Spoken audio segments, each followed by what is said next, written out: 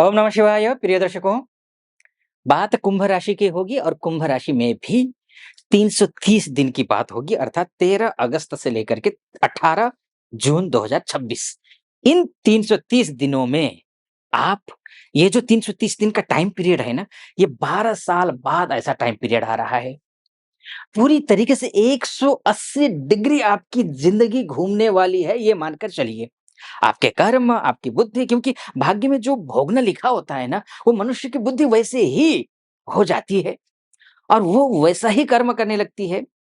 बुद्धि, कर्म और भाग्य दोनों सत्य हैं, दोनों अटल हैं, दोनों की अपनी-अपनी महत्व है, अपनाहत्ता है।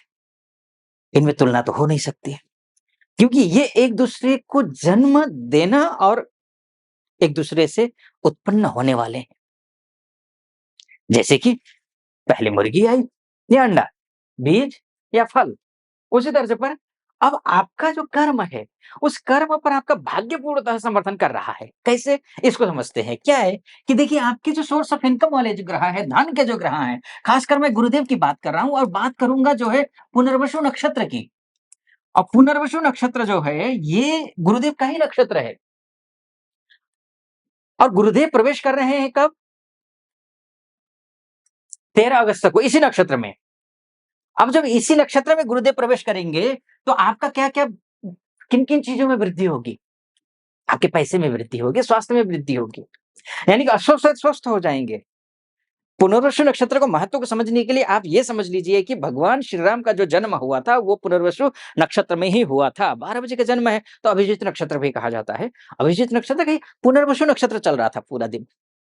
पुनर्वसु नक्षत्र के चतुर्थ चरण में भगवान श्री राम का जन्म हुआ था। वाल्मीकि रामायण के बालकांड के 18वें सर्ग के 8वां और 9वां श्लोक इस प्रकार है, ततो यज्ञे समाप्ते तु ऋतूनां षड्समत्यतुः ततश्च द्वादशे मासे चैत्रे नावमिके तिथौ। ये 8वां श्लोक है और 9वां श्लोक क्या है? नक्षत्रे अदिति दैवत्ये सोच्च संस्थेषु पंचसु ग्रहेषु कर्कटे लग्ने वाक्पता बिंदुना सह। अर्थात कर्क लग्न में जब अश्वमेध यज्ञ का 1 वर्ष होने के बाद, अश्वमेध यज्ञ की समाप्ति के 1 वर्ष के बाद, चैत्र महीने के शुक्ल पक्ष के प्रतिपदा तिथि शुक्ल पक्ष के 9वें तिथि के पुनर्वसु नक्षत्र में भगवान श्री राम का जन्म हुआ था। और जो पुनर्वसु नक्षत्र है, नक्षत्र मंडल में 7वां नक्षत्र है और गुरु का नक्षत्र है। और देवता कौन है? देवी है, देवता भी नहीं है, देवी है अदिति, जो कि देवताओं की देवी मानी गई हैं। तो अब ऐसी स्थिति में ये ग्रह आपके लिए धनाधान्य से परिपूर्ण करने वाला है। ये मानकर चलिए, निश्चिंत रहें इस बात को लेकर के आप। ठीक है? और किन-किन क्षेत्रों में अच्छा करेगा, ये आप समझ लीजिए विस्तार से। एक तो जो भी अपॉर्च्युनिटी है आपकी, उन अपॉर्च्युनिटी को आप ग्रैब कर सकते हैं, पा सकते हैं। कहीं कोई काम लटके हुए हैं, उन कामों को पूर्ति कर सकते हैं, दूसरी बात। तीसरी बात, अचानक आपसे ऐसे लोगों की मुलाकात होगी जो अ, समाज में, परिवार में और आपका कहिए कहना चाहिए कि नाते रिश्तेदारों में सम्मानित हैं या फिर गुरुजन हैं। ऐसे जिनके सानिध्य से आप जो है सफलता की सीढ़ियाँ चढ़ सकते हैं। ऐसे लोगों के साथ में आपका उठना-बैठना होगा, लोग अचानक आपको समर्थन करना शुरू करेंगे और आपका भी मन लगेगा कि नहीं, मुझे पूजा-पाठ करना चाहिए, धर्म-कर्म करना चाहिए, पढ़ना-लिखना चाहिए, अच्छे लोगों के साथ में उठना-बैठना चाहिए मुझे। मुझे कुछ करना है, कुछ बनना है, कुछ अचीव करना है, एक लक्ष्य जो लेकर के चले हैं, उस लक्ष्य के करीब पहुँचते हुए दिखाई दे रहे हैं इन 130 दिनों में। इसीलिए मैं कह रहा हूँ कि जैसे थंबनेल में लिखा हुआ है ना कि 180 डिग्री आपके ज़िंदगी घूम जाएगी, 180 डिग्री आपकी ज़िंदगी घूम जाएगी। ये कम मत समझिएगा इसको। देखिए, पैसा है, पैसा आ रहा है, 1903 ऋण, रोग इत्यादि से दूर होते दिखाई दे रहे हैं।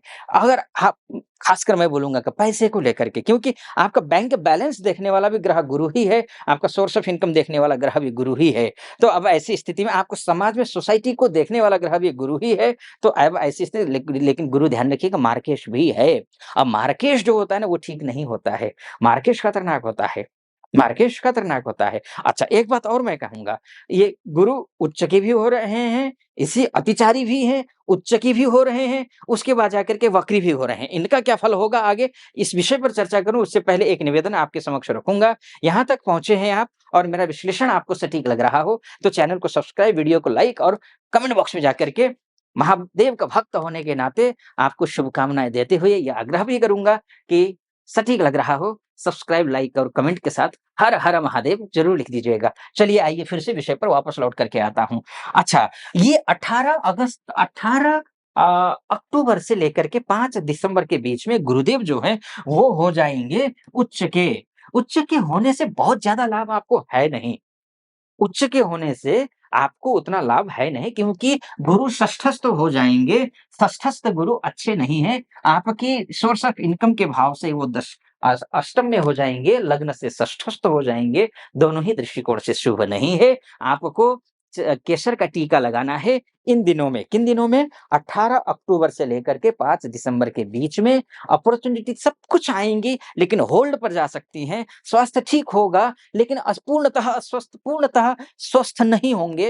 हो सकता है कतिपय चीज़ें होने लगें, लेकिन ब्रेक लग जाएँ, ऐसा हो सकता है। इसको ठीक करने के लिए आपको केसर का टीका लगाना या फिर हल्दी का टीका लगाना, ओम नमो भगवते वासुदेवाय इस मंत्र का जाप करना आवश्यक नहीं बल्कि अत्यावश्यक है। तो ये करना है आपको, करना ही पड़ेगा। लेकिन 5 अगस्त के बाद पुनः गुरुदेव यहीं आ जाएँगे और ये 11 नवंबर से लेकर के 11 मार्च 2026 यानी कि 120 दिन यानी कि 4 महीने ये वक्री रहने वाले हैं। वक्री ग्रह आपके लिए धन-धान्य से परिपूर्ण करने में कहीं से कोई कोर कसर नहीं छोड़ने वाले हैं क्योंकि शास्त्र कहता है वक्री ग्रह शुभ ग्रह हो तो चेष्टा बलि के होने के बाद आपके लिए लाभ नहीं अत्यंत लाभ देने वाला होता है, दुगुना तिगुना फल देता है। और ऐसी स्थिति में ये मानकर चलिए कि आपके लिए अनेकों प्रकार की अपॉर्च्युनिटी आएँगी, विवाह के लिए, स्वास्थ्य के लिए, हर एक क्षेत्र के लिए शुभ रहने वाला है, आप निश्चिंत रहें। क्योंकि 140 दिन यानी नहीं माफ़ कीजिए 120 दिन आपके लिए स्वर्णिम साबित होने वाले हैं। 2025 को भी आप सफल बना देंगे जाते-जाते में, 2026 के पूरी नींव को रख देंगे और आप हर एक क्षेत्र में सफलता प्राप्त करेंगे। बस मैं ये बोलूँगा भगवान विष्णु की उपासना करनी पड़ेगी, तो आपको करनी पड़ेगी, तो ये ध्यान रखिए, ठीक है जी? ये और एक बात मैं कहना चाहूँगा, पूरी तरीके से ध्यान रखिएगा। शास्त्र यहाँ क्या है ना कि ये पुनर्वसु नक्षत्र में गए हैं। पुनर्वसु नक्षत्र क्या होता है? पुनर्वसु नक्षत्र अर्थात पुनः वापसी। वैसे अष्टवसु की बात करें तो जो है ना, वो अष्टवसु क्या होते हैं?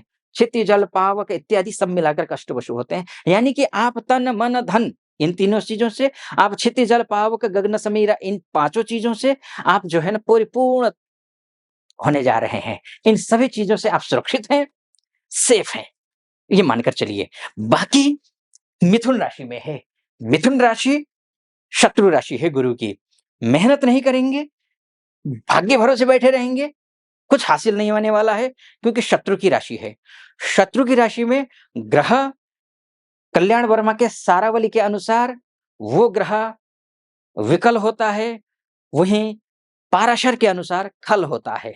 खल अवस्था के ग्रह भी ठीक नहीं है, विकल अवस्था के ग्रह भी ठीक नहीं है। ग्रह ये 0 डिग्री का फल देते हैं। बस आपकी मेहनत, आपके आचार-विचार, व्यवहार, पूजा-पाठ, संस्कार ये मायने रखता है। बाकी विस्तार से अगर कुंडली के बारे में चर्चा करना चाहते हैं, आप महिला हो या पुरुष हो, देश से देख रहे हो या विदेश से देख रहे हो, तो नीचे नंबर है, उस नंबर पे कॉल कीजिए, व्हाट्सएप कीजिए, मेरी टीम से बात कीजिए, अपॉइंटमेंट ले लीजिए। मैं स्वयं आपकी कुंडली का विस्तार से विश्लेषण करूँगा। सटीक लगा हो, सब्सक्राइब, लाइक और कमेंट ज़रूर कर दीजिएगा। फिलहाल अनुमति दीजिए। ओम नमः शिवाय।